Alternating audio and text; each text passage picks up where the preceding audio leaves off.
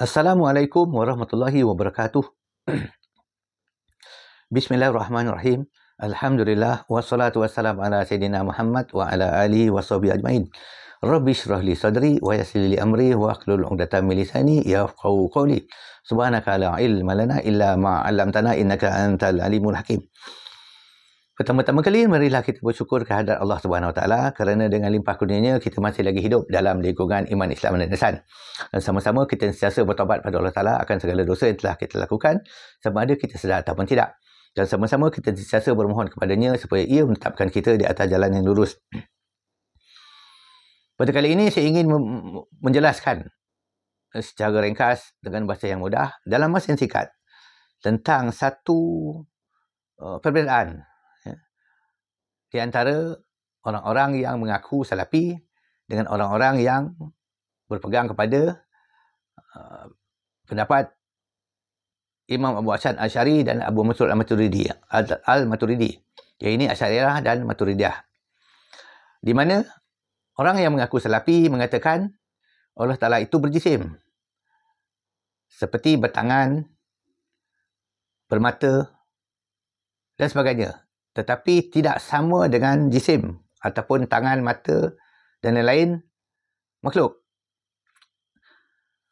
Sedangkan orang yang berpegang kepada manhaj Asy'ariyah mengatakan kita tidak boleh mengatakan Allah Ta'ala itu berjisim ataupun bertangan, bermata dan lain-lain kerana perkataan tersebut telah menyamakan Allah Ta'ala dengan makhluk. Baik. Kenapakah orang yang berpegang kepada manhaj Asy'ariyah mengatakan tidak boleh kita berkata Allah Ta'ala itu bertangan, tetapi tidak sama dengan tangan makhluk, berjisim tetapi tidak sama dengan jisim makhluk? Kerana apabila kita berkata Allah Ta'ala itu bertangan, bermata, berjisim ataupun duduk, ia melibatkan zat. Sedangkan apabila kita berkata Allah Ta'ala itu melihat, mendengar, berkata-kata, menguasai, ia melibatkan sifat.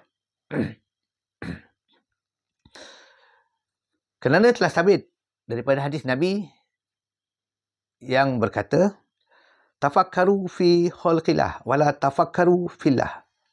Maksudnya, berfikirlah pada penciptaan Allah, jangan fikir tentang zat Allah. Hadis ini riwayat Baihaqi, Abu Nuaim dan lain-lain. Maka apabila kita berkata Allah Ta'ala itu bertangan, bermata, duduk, ia melibatkan zat. Dan ini dilarang oleh Nabi. Tetapi Nabi tidak melarang kita berkata Allah Ta'ala itu melihat, mendengar, menguasai.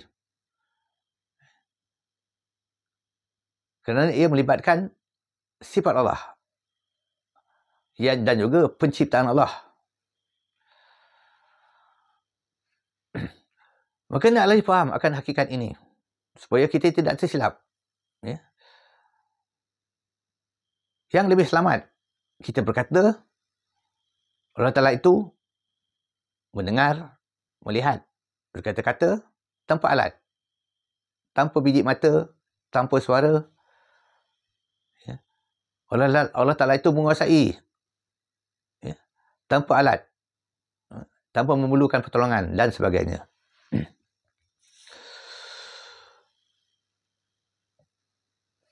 Kerana apabila kita berkata Allah Ta'ala itu bertangan, bermata, secara automatik fitrah akan terbayang Allah Ta'ala itu seperti makhluk. Kita tidak boleh menolak fitrah. Jadi maksud bertangan itu adalah kuasa, maksud mata itu adalah penglihatan. Jadi naklah difaham dengan baik-baik, dengan sebaiknya akan hakikat ini supaya kita tidak tersilap. Secara tidak langsung kita telah menjisimkan Allah, walaupun kita mentanzihkan ataupun mensucikan pada hujung perkataan. Allah Ta'ala itu bertangan, tetapi tidak sama dengan tangan manusia. Ini bermaksud kita telah menyamakan Allah. Kemudian kita mentanzihkan pula. Ya. Jadi, fahamilah akan hakikat ini dengan sebaik-baiknya. Supaya kita tidak tersalah. Ya. Kita telah menjisimkan Allah Ta'ala dengan makhluk. Walaupun kita cuba menafikan. Jadi sekianlah dulu. Billahi taufiq wal hidayah. Assalamualaikum warahmatullahi wabarakatuh.